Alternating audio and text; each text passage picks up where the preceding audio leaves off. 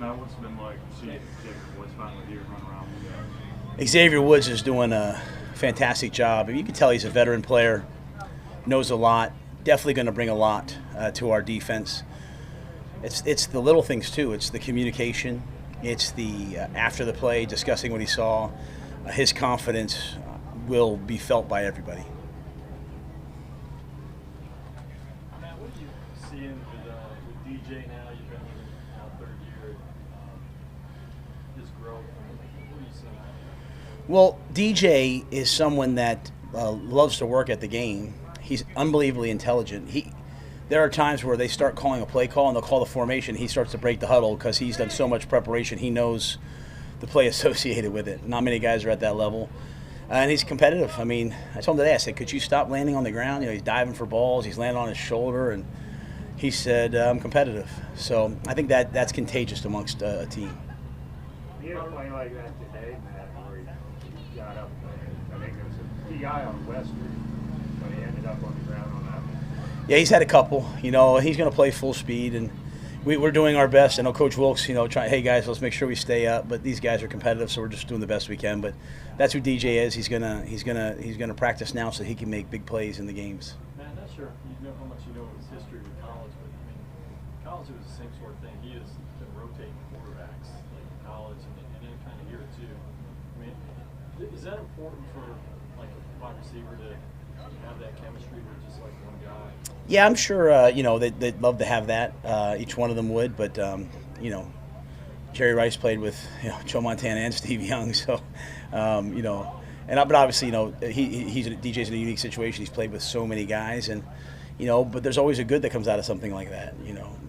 Perhaps he has had to become more of the leader. Perhaps he's had to become more convicted on his own craft as opposed to everything else that he can't control. So I couldn't be more pleased with the guy. Sticking with the receivers, C.J. Saunders out there getting a lot of reps, a lot of targets. What has he done to earn your guys' trust?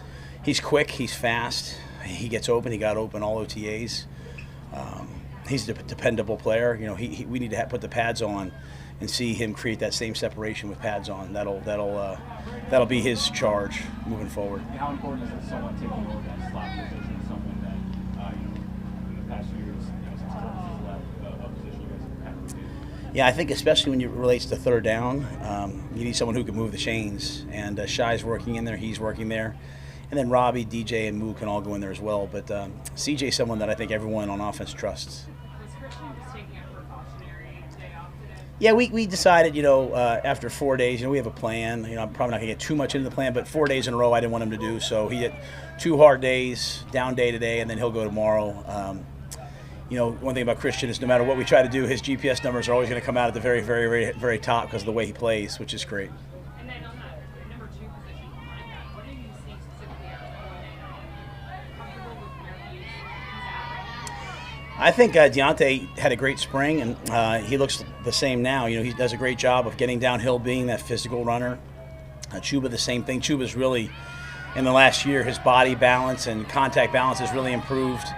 His special teams value is high, so we'll use all 3 guys. What was the situation the last two minutes for each of them? Who needed what? Yeah, that was an end of half, and so each has timeout. So it's kind of one of those deals where on offense, you want to go score, but you also can't go 3 and out and give the ball back to the other team. So that was the kind of the teaching point of all that. So we did that twice, both ways, just trying to get points. And what did they rule on that call that got batted? And should that pass have been thrown? They called that. I couldn't even say, it's too fast down there, but they called it a touchdown. And then they said it was on the defense for kicking the ball. So that's why I brought everyone up, because then we were able to go for 2 and make it an 8-point score before the half. So that was just our frustration and emotion leading to bad football. Was anything on the line? No. Just play just play the situation out. I think the great thing for me is I've got a group of guys that they've come up with all their own competitive formats, so I can just sit back and coach. It looked like Sam threw the ball deep today versus yesterday, a lot of checkdowns. Was that a talk about that, or was that just what he saw? Yeah, no, I think it's just what you get coverage-wise. I mean, every day they're installing a new coverage, so you're getting different looks. So that's why I said this is sort of all of this for every guy. It's a long-haul deal. You have to see all the different coverages and know where to go with the ball. Is Ben calling those plays, and is he doing it on the fly, or is it just predetermined what they're about to run? A lot of the periods are scripted, and then the 2-minute was called. Because obviously you have to react to the situation. Right. 2nd and 2, 1st and 10, clock running up. You had to tweak tomorrow's schedule. Yeah, and that was done by our marketing and production and all that. So thanks to Christy Coleman, Stephen Drummond, Jake Burns, and everyone else. I don't want to leave anybody out, but putting the fans and the players first in terms of moving it up, because anticipate. You never know how weather will turn out, but looks like it could get pretty ugly tomorrow night, and it's really important to us that we have this practice in front of the fans. So hopefully everyone can make it out for 11 o'clock now, but we'll get that done, and then guys will take a break on Sunday and put the pads on Monday. Matt, what do you guys get out of that as a team, having that kind of 4 fans practice? What do the guys get out of that? Well, I think it's overwhelming. I think it's unbelievable. Like, it's so hot right now. I'm literally I'm kind of holding on to this a little bit. I'm going to get up. I can't wait to get in there and get some water. I mean, and these people have been sitting out here since before practice, so we're unbelievably grateful. And so, a lot of times after practice, someone has to go get treatment. They can't always do the autographs, but I think our guys do a pretty good job of doing the best they can. And then having a practice for everybody where they can come sit and watch. We want to bring the Panthers to everybody. So I think it's really important for us to give back to the fans, and hopefully for them to get excited about what should be a really good team. These pass catchers never know when the ball's coming their way, when they could have the moment. Terrence had what I consider the catch camp so far. We hadn't really seen the ball come his way yet. What do you make of that play and just his camp thus far? Yeah, I think it's really important, and I know it'll probably, sometimes it can be misconstrued what I'm saying, but not to equate production yet with development and execution. Like, you can run the right route, you can do everything right, and the pass rush comes, the quarterback doesn't get the ball to your side, or the coverage takes it away, but are you doing those things right for when it does come your way? On the flip side, sometimes you make a play, you make a nice catch, and you were 4 yards short on the route, and it's not going to work out that way on Sunday. So to me, this is all about, for us, execution, or the guys doing things right and full speed. And then the production, execution leads to production. And so, but I love seeing Moo make a play. He's another guy, we kind of dialed his reps down because he's been playing so hard. His reps were high, and his GPS was high, and it's great that he made a play as a result.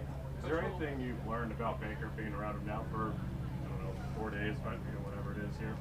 I mean, he nothing much. He's got a lot of juice and energy, but he's a worker.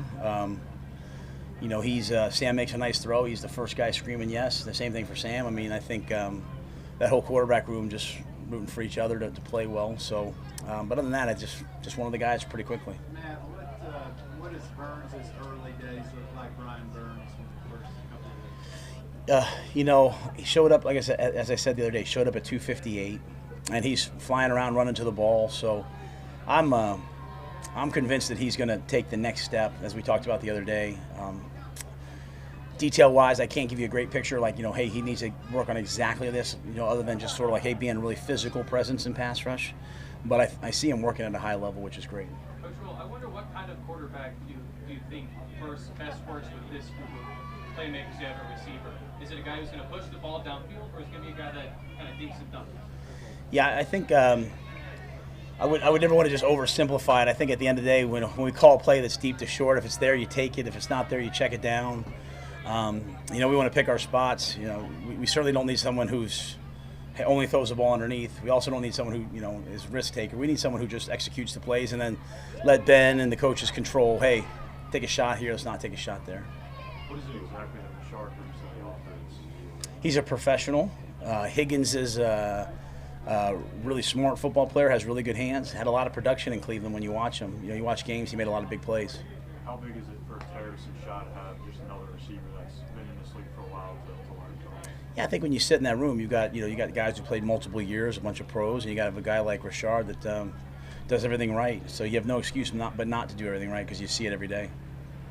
Matt, we see Baker and Sam out on the field. What have you noticed, personality-wise, when you're out on the field that might be different between the two?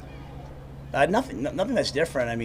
Each one of them's who they are. As I said just a few minutes ago, I think the great thing is that they're always rooting for each other and discussing things. I think they're both just really into the execution and making sure each one of them is playing as well as they can. Do a couple more. Is that good? All right, thanks. All right, thanks guys. Good to see everybody.